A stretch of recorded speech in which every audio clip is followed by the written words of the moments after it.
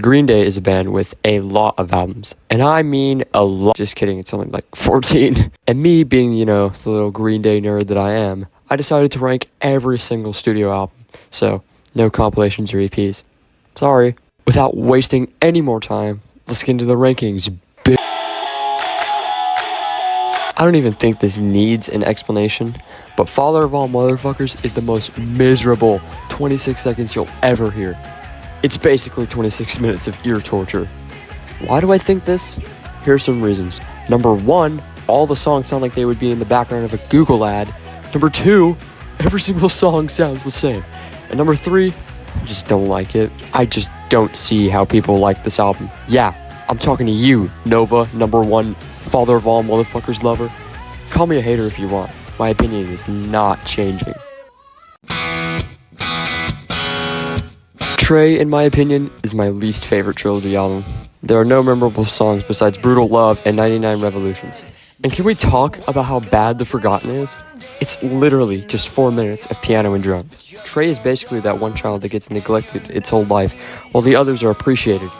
I only find like 3 songs enjoyable, and the rest is just buns. Still not as bad as Father of All, though. Alright, finally, a Trilogy album that isn't entirely shit.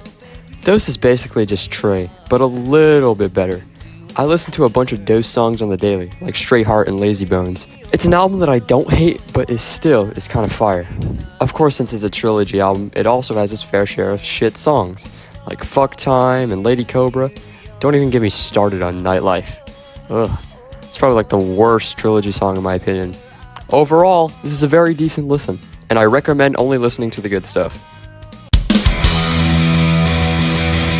Now we're at my favorite Trilogy album. Uno is basically the golden child out of the trilogy. It's the one everyone likes and adores, for good reasons, of course. This album has some bangers like Nuclear Family, Stay the Night, and Kill the DJ. Sure, the writing on this album is kind of bad, but the songs on here are still enjoyable. That's all I really have to say for this. This was supposed to be Green Day's comeback from their absolute shit show of an album, Father of All. Even though it was astronomically better, it still isn't their best album. When I first heard Saviors, I was like, this album's pretty good. And then I forgot about it for a while until I re-listened to it when the deluxe edition came out. Saviors does have some great songs like One-Eyed Bastard and Dilemma. Once you're about like 6 songs in, the album starts to get very boring. But still, good listen. 39 Smooth is basically if you put a bunch of teenagers together in a studio, gave them guitars, and told them to write about their crushes. I'm not saying 39 Smooth is bad, it's just that the production is very messy and watered down. The songs on here are great, except for Rest. Even though most of the songs are about girls, it's still a solid listen. Heck, even buy it on CD or vinyl if you want. Overall, a decent listen. Labeled as underrated in the Green Day community, Warning is when Green Day started going soft, putting acoustic guitars in their songs, probably because of the massive success of Good Riddance. Despite Warning's reputation as underrated, not everyone loved Warning back in 2000. It was labeled as a commercial flop, even though it had 3 singles. I love it either way though. Kerplunk is when Green Day decided to lock the fuck in on production. It's not great, but it's better than whatever the fuck 39 Smooth's production was. Most of Green Day's memorable songs are on this album. Songs like 2,000 Light Years Away, Christie Road, and Welcome to Paradise. Yes, Welcome to Paradise was originally on Kerplunk, and will forever be a Kerplunk song. Overall, a great album with some tough-ass guitar riffs. One of Green Day's more loud and fast-paced albums, Revolution Radio is probably my favorite modern Green Day album. Trump was also elected that year, so you know a Green Day album came out. Has some great songs too, like Bang Bang or Revolution Radio. They're great modern punk songs. And even some non-singles like Too Dumb to Die and Outlaws are some amazing emotional tracks on the album. Overall, a great modern punk album. This is basically when Green Day tried to make another American Idiot. And what I mean by that is, it's another concept album. And it's also political. But it's amazing no matter what. Songs like Restless Heart Syndrome and Last Night on Earth are great examples about what I love about this album. Still not my favorite, but it's fire. In Insomniac is basically Dookie, but more dark, edgy, and angrier. After they signed to Reprise Records, the whole DIY punk scene turned on them, thinking they sold out. So Green Day made this album as a big fuck you to those guys.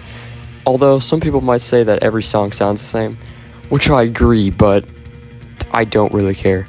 My favorites personally are Panic Song, 86, and Student in the Avenue. Not much else to say here.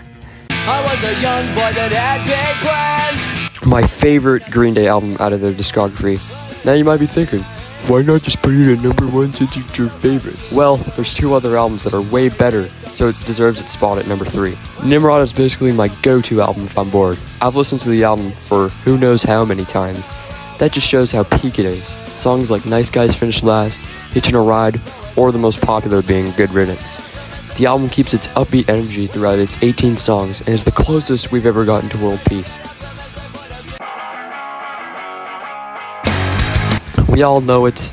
We all love it. American Idiot is the album that everyone and their grandma knows about. From the title track all the way down to What's Her Name, this album really makes you want to say, fuck the government. It's the best 57 minutes you'll ever hear. Overall, there's nothing else to say about it other than it's amazing. Do you have the time to listen? Well, we've made it. Dookie is by far the best Green Day album in my opinion. I don't even think this needs an explanation. The catchy choruses, punky guitar riffs, it's anything you could ever want in a punk rock album. Songs like Pulling Teeth and Longview and even Basket Case are some bangers from this album. Arguably the best Green Day album ever.